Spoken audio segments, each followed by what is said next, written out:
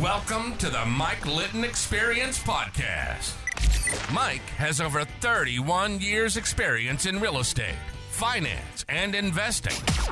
He's passionate about being a father, a teacher, a realtor, an investor, and a leader.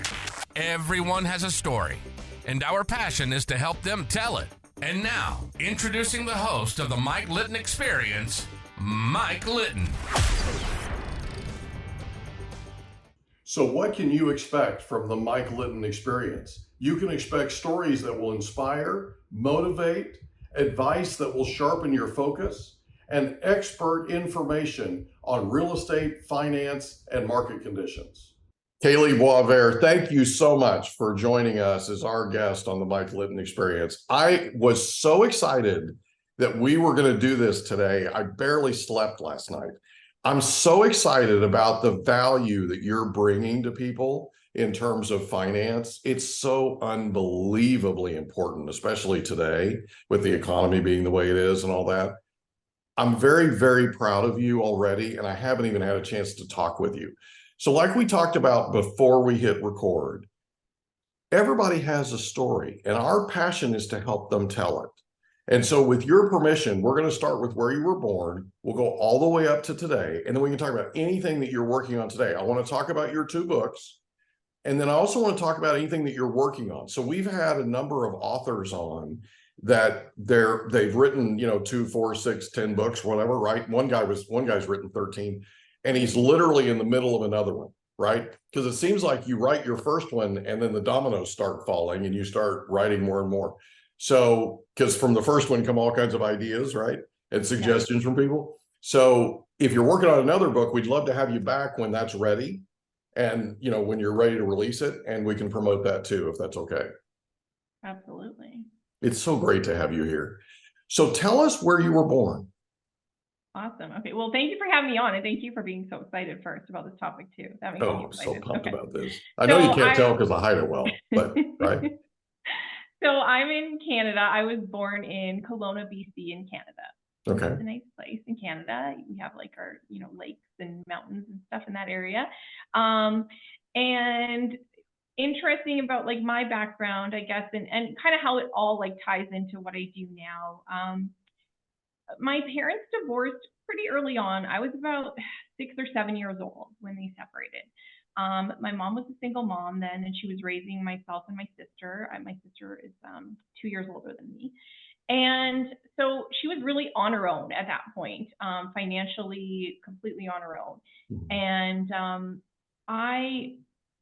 from witnessing that and from seeing that, I started to kind of pick up like this theme of like money being a source of like stress and struggle. Because I sort of, you care about your parent very dearly, and you kind of can see sort of what they're going through. They don't let you privy to all the details, but what's going on. And so what kept showing up for us was that it was like money. Money was like the limiting factor. It was, you can't have the toys you want. We can't afford that. I don't have enough money for that. And so at the same time though, I was really interested in math. So having an older sister, I would get her to like let me do her math, which she was happy for because she hated math. So I would do her math homework and everything. So loved math. And then there was this money struggle. And then I realized, I'm like, what if money is like math? And if I can figure it out? Because with math, I love that you can figure it out. You can solve a problem, you get the answer. So I was like, what if then money is like that? Because money is based on numbers as well. Maybe I can figure it out, and then I can help people. I can help my mom or help people like my mom, so they never have to go through that stress and struggle. Because money, stress, and struggle, it is huge. It is a big deal. And I don't think we even are aware of like the impact on our lives it has. Like there's moments I have to remind myself, because where I'm at in a place in my life, I'm a single mom, I have my kids, and my daughter doesn't really like have things that she lacks or doesn't get because of our finances. Like my situation has really changed. But thinking back then, like I tell her sometimes, I'm like, if we were cold in the winter, we would have to like put our feet on the furnace and like put a blanket over and stuff. Because I'm like, my mom was not turning off the heat. And if you left a room with like the light on or something like that, like you were in big trouble. Yeah, and we're talking about Canada. Yes. Right? We're not talking about the tropics, okay? No. We're talking about Canada, where it is freezing. Okay. And I was like, no, that's too expensive. Like, we Oh don't my need that goodness much gracious. heater on. Just bundle up. I'm like, oh my gosh, it's so nice to now be able to turn on my heat. But so growing up like that, and I know the stress, the struggle, and wanting to figure it out. So I became a student of everything money and numbers, and I wanted to learn everything about it. And that just stuck with me years and years and years, to a point where I knew I wanted to go to business school, learn about finance. And then once I was learning that, I was reading all the different money books, investing books, and then, taking all this knowledge in, I wanted to share it with other people, and I wanted to help people. Again, looking back at my childhood, seeing how, poverty and money scarcity, how much that can impact people's lives, that I just wanted to, like, what I was learning, I was like, well, this isn't like rocket science. Anyone can do these things. Like I realized it was very simple. So I just was like, wow, like I need to share this as much as I can with the world. So that's where I started building my business focused on supporting women in their financial lives. Being that, again, it kind of starts from my childhood, wanting to have helped my mom. I wish someone was out there sort of able to help her more so at the time. And so I want to support women in an industry that still has been quite male dominated. I wanted to be that voice for women, so women can feel comfortable and they can feel welcomed in, and not like, money is this big daunting topic, but it's like, here's me, I did it. Let me help show you what you can do. Yeah, and build those healthy habits and gain some financial literacy. And that's where it all kind of started from for me. I just love your passion. I'm just, oh my goodness. Okay. Let me back up for just a second. Yeah. Where you grew up was called what? It's in Canada. It's called Colona. Colona. Okay. Colona. Very nice. Very nice. So what was your favorite thing about growing up there? The beaches. So it wasn't that we were like on the ocean, but there was lakes and stuff. So we would always spend time at the beaches, which is fun, right? As a kid. Yeah, that's the most fun time, right? Yes, yeah. So it was a great place to grow up. And then, learning my little, I skipped over the money savvy ways I was learning as a kid too, but those are, I think, impactful and important to share as well. So, and I talk about this I'm trying to remember. No, I don't know. Yeah, I think I talked about this in my book, Make Money Your Thing. Kind of my beginnings with money too, and how I had my aha moment of how I can, change my financial path, when it was like I was begging my mom for a Super Nintendo, and I wanted one so bad, and my friends had them, and I was like, I want one, and she's like, we can't afford that. No, I'm not going to buy you a Super Nintendo. And I kept begging her, and then one day she changed her answer, and she was like, if you want one so bad, you should just buy it yourself. Save up your money for yourself. And I was like, what? Like, your mind's blown as a child. Like, that's not a no. That was a new idea, like a new solution. And here's how, right? Yeah. And it just, from that point on, like, I started saving so diligently. And I think it took me like a year to save up for that. And I bought my own Super Nintendo. And it was like the greatest feeling in the world. I remember going into Future Shop, like grabbing the Super Nintendo, paying with my own money, and feeling so proud that it was like my money. And it meant so much more to you. Oh, it did. And I want people to remember that feeling, because I think a lot of us have that from when we were kids or something along the way. And we kind of forget that or lose sight of that with money. But I want people to go back to that experience, because it is very uplifting and positive, and it's coming from a position of possibilities. Because you're right, there's a lot of like hard things going on with money and finances for people. And that's devastating to see and hear for someone who I want like everyone to do well and thrive. And can we come back to those like early memories where we could see it from the possibilities, and it was more positive experience of like, okay, what can I do? And that's where sometimes like the creative new ideas come in, instead of that scarcity mindset that can be really heavy and all encompassing. Like when you're in it and bills just keep coming at you, of course, the mindset is like, oh, I can't get out of debt. And well, it feels like it's this big. Yes. Right.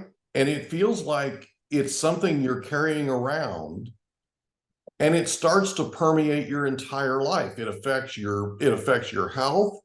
It affects your lifestyle. It affects the way that even what you eat, right? Yeah. And how you take care of yourself. And if you make time to take care and a priority to take care of yourself, that kind of thing. I mean, it is all encompassing. And if you've ever been in a place, and I have, you've ever been in a place where you're struggling financially and you're digging your way out, once you dig your way out, you're like, this is right. It's like that feeling of the Nintendo thing, right? You dig your way out and you get there and you're like, oh my goodness, I've never felt this free. I've never felt this triumphant. Right? And Yeah. then, like you said, you just want to share it. You want to share with people that it's not rocket science. You can do this. It's just a matter of a little bit at a time, right? And make, implement the right type of disciplines and you're fine. Yeah, you're right. Like there's some steps you have to take, some action, of course, but it's not that big. It's not that you have to be born into a wealthy family. It's not that you have to, go do some sort of finance degree and be a money genius. Like, no, Or win the absolutely lottery, not. right? Yeah, no, absolutely not. And the point you were saying about that, carrying that weight of it, I think what's really important to note too, when it comes to money, like when we're carrying that weight, oftentimes it's like we're hiding it too. Like it's something that's embarrassing and that we're like ashamed of when it comes to money. So it's almost like we have to like do it alone too, and we feel so like it isolated. Like we don't talk. You don't go out there and be like, oh, guess what credit card balance I have. Like it's sort of seen as this topic of like, it's not something we talk about and things like that. But it needs to be. It needs to be something we communicate more about, because there's so many people like suffering in silence, carrying that heavy burden where, hey, let's talk about it, let's get it out there. That might help just heal you and feel better, but it might also help like kind of come up with ideas and solutions and just some like more optimism on like what you're going to do to take the steps to move past it. Yeah, I totally agree with that. And the thing is, people suffer in silence. Yeah. Right? They're going through all kinds of things. And what it does is it manifests itself in other types of activity, other types of behavior. So you're stressed, you're struggling, you're suffering, you're burdened, right? All this stuff. And all of a sudden you got to go to work. And then something happens at work and somebody looks at you the wrong way and you snap at them and you go, wait a minute. That wasn't me. I'm nice. I'm a nice person. I actually love people. What am I doing? I'm yelling at my kids. Yeah. Right? I just yelled at the dog for being a dog, right? I mean, you know what I mean? Stress. Yeah. We're hanging on. It's like it affects you in such a way. Road rage, right? There are people that get into road rage incidents and you look back and you start sort of peeling back the layers of the onion, and all of a sudden you find out there's somebody that's really close to them that's in the hospital and they can't pay the hospital bill, or there's, they're having some sort of, right? A lot of times it comes back to finances. Yeah. And it's just unbelievable. It can ruin your life. I mean, it's absolutely.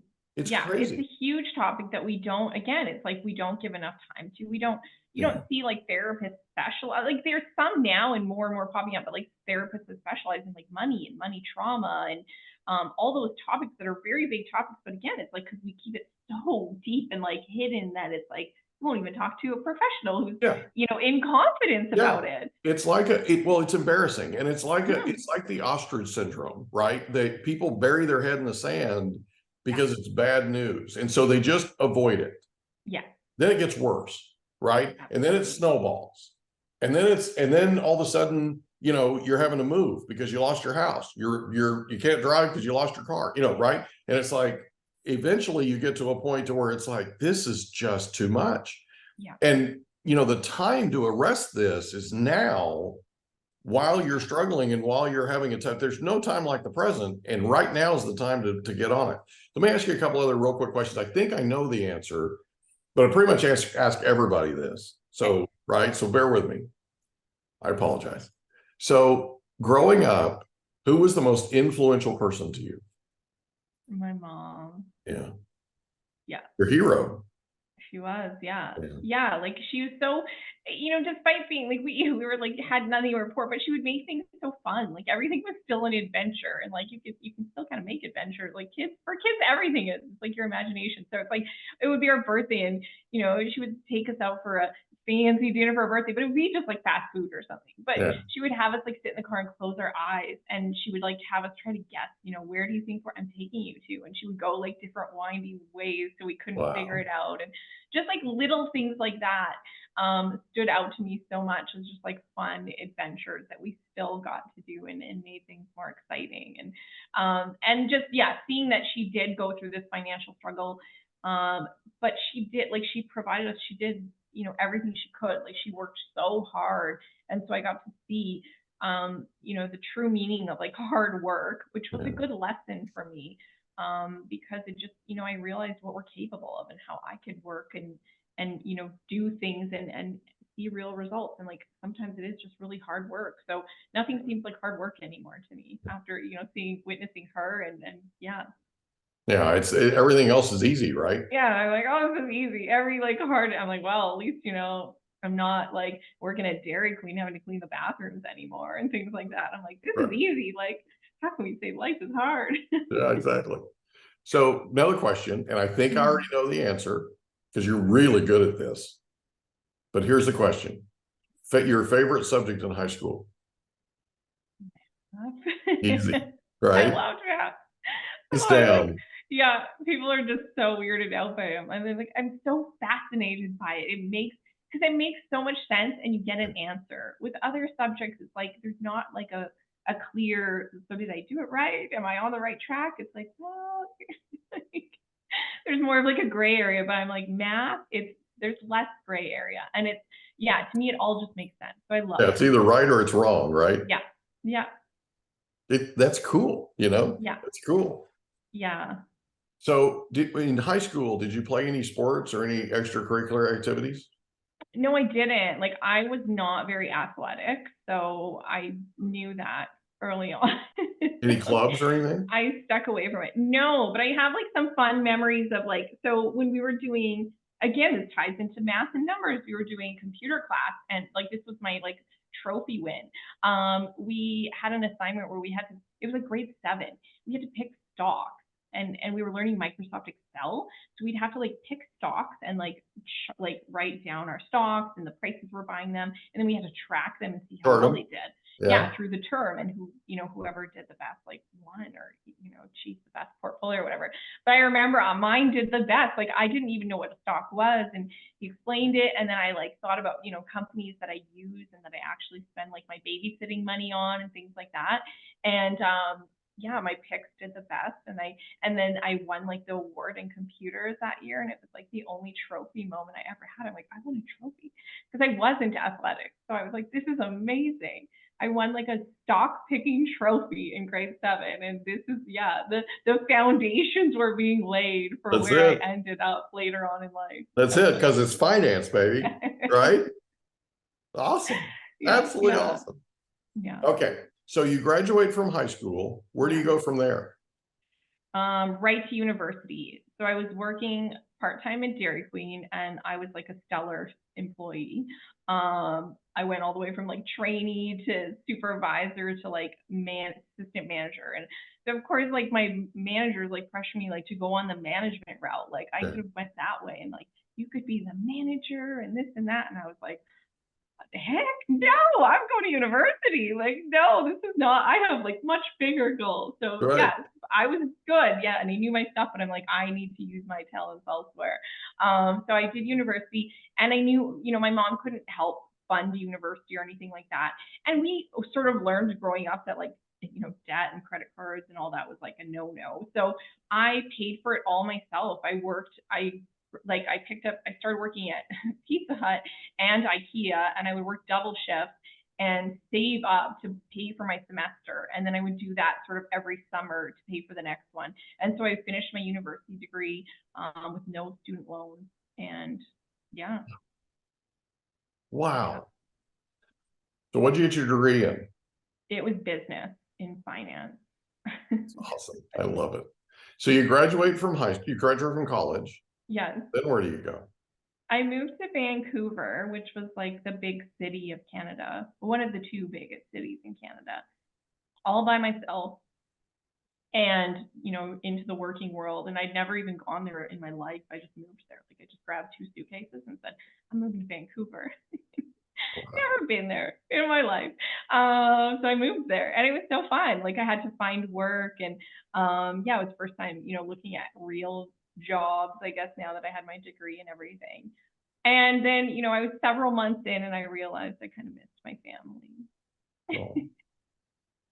So I came back home. But it was a great experience. And it was perfect timing because it was actually right around like then the financial crisis was hitting and everyone was losing their jobs. So I moved back to my city, had a job, and I found out like all the people were laid off at the company I was with. It was very tech-based, so they just outsourced all the jobs and everyone lost their work. And Wow. Dodged a bullet there. No kidding.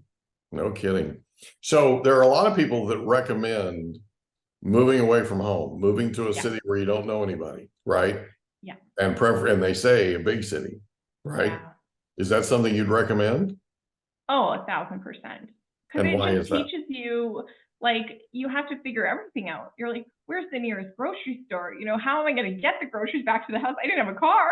Right. I was like, and it wasn't like Uber wasn't a big thing either. So it was like all of these things you like figure out and you learn, and you have to meet people because you're like by yourself. So you like randomly start, talking to people or finding ways to socialize. And everyone is so nice when you share that you're just, new to the city. They want to show you around, and then you get to see it from like their experiences of like, this is my favorite restaurant, this is the best place to go for this or that. And it was so fun. Like, it's just, I think it teaches you just like what you're capable of. It's this independence thing and this confidence building that you can't do that any other way. And once you have those like skills and that foundation, like that transfers anywhere in your life. It does. You know that you're capable of like being in an uncomfortable situation and learning new things and being in new places and figuring things out. Like that's something no one can take away from you. It's a real proving ground, right? Because you're plopping yourself in the middle of some place where you don't know anybody. Yeah. Like you said, you don't have a car. You got to figure out where to live. You got to figure out where you're going to get your groceries. You got to figure out how you're going to get them back to where you're living, right? I mean, it's like, you got to figure the stuff out, and it's an adventure. You're out there sort of figuring out the city and figuring out where the best places are to go, to relax and to go for entertainment and to go to eat and all those things. So that's cool. Yeah, adventure for sure. Like we get very comfortable sometimes in our lives. So those things force us out of our comfort zones. It's so beneficial. Like there's so much learning in that. And it builds confidence. It does. We need confidence. So you go back home. Yeah. And where do you go to work? I start working with a stockbroker. We hope you enjoyed another episode of the Mike Litton Experience. If you did, do us a favor, smash that subscribe button, tell your friends, family, and coworkers about our program, and wherever you get your podcasts, please leave us a rating. It helps us to connect with quality people just like you. And that's a wrap. Another episode of the Mike Litton Experience in the books. Reach out to Mike on Instagram at Litton Realty. Want to meet with Mike? Check out calendly.com/Rio760.